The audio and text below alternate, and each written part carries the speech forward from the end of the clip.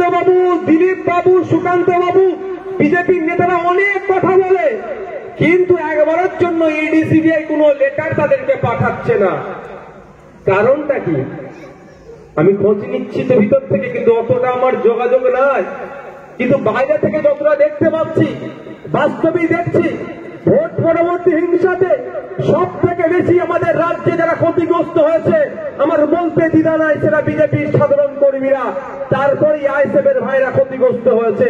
কিন্তু আমি এটা বিজেপির যারা সাধারণ কর্মী তাদের উদ্দেশ্যে বলছি, আপনারা তোদের সরকার তো কেন্দ্র সরকারে আছে, যাদেরকে নটোরিয়াস ক্রিমিনাল বলে আখ্যায়িত করলো, সার্টিফিকেট দিল ন্যাশনাল হিউম্যান রাইটস কমিশন, কেন এখনো পর্যন্ত তারা অ্যারেস্ট হচ্ছে না? আপনারা আপনাদের ওপর নেতৃত্বদেরকে একটু বলুন। আমাদের তো ওপরে কেউ নাই, আমাদের তো কোনো ব্যাকআপ নাই, কিন্তু রাজ্যের বিজেপির ব্যাকআপ তো সেন্ট্রাল বিজেপি আছে। কোথাও একটা ভালো আন্ডারস্ট্যান্ডিং হয়ে আছে, আর মার কারা খাচ্ছে? বুথের বিজেপির কর্মীরা। আমি আপনাদের বলবো একটু চোখ কান খুলে রাখুন। ডিসেম্বর মাস শুভেন্দু অধিকারী গত বছরে বলেছিল, বিজেপির কর্মীরা তো অনেক ভেবেছিল, সাহস পেয়েছিল, এগিয়ে আসলো। আর একটা ডিসেম্বর পার হয়ে গেল, মার কারা খাচ্ছে? বুথের বিজেপির কর্মীরা, বুথের মানুষের। আর শুভেন্দু অধিকারী মমতা ব্যানার্জির সাথে বসে চা খাচ্ছে। এরা আলাদা নয় ভাই, বিজেপি আর তৃণমূল দুটো জাস্ট তুমি ফুল আলাদা, ঘোড়া এক জায়গায় বাঁধা। তো যে কথা বলছিলাম, আপনাদের বলবো, সাথে সাথে আপনারা কি করবেন? শুধু অপেক্ষায় থাকুন, লিস্ট বার হওয়ার অপেক্ষায় থাকুন।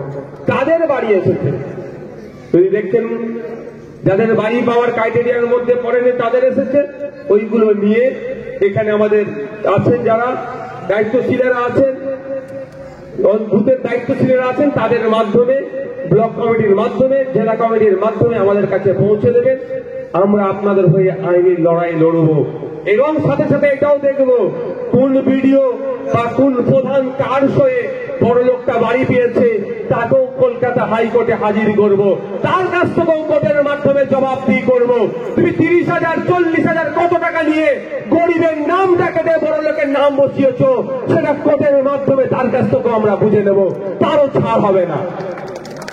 এটা মাথায় থাকে যেন আপনাদের এলাকায় যারা যা করছে, শুধু অপেক্ষা থাকুন, ধৈর্য ধরুন, জবাব সময় দেওয়া হবে।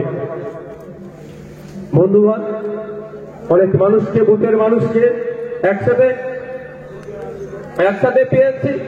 আর কয়েকটা বিষয় কথা বলবো, বলে এখান থেকে বিদায় নেবো। আচ্ছা, আপনাদের এখানকার মানুষের জীবিকা নির্বাহ কিসের উপরে বেশি করে? কি করেন? গাড়ি চালান, দর্জি, চাষবাস, কি কিসের সাথে আপনারা বেশি যুক্ত? একটু আওয়াজ দেন না, ভালো লাগবে। কারা কৃষক? একটু হাত তুলুন তো। চাষবাসের সাথে যুক্ত? হ্যাঁ, 8-10 জন তো মনে হয় তুললো। বাকিরা সব অন্য কাজের সাথে যুক্ত নাকি? হ্যাঁ, যারা কৃষক এটা হাত তুলুন। ভয় পাওয়ার দরকার নেই ভাই, কেউ কেস দেবে না। কেস দিলে জামিন আমরা করাবো, বুঝতে পেরেছে? কেস দিলে জামিন আমরা করাবো, ভয় পাওয়ার জায়গা নাই এখানে।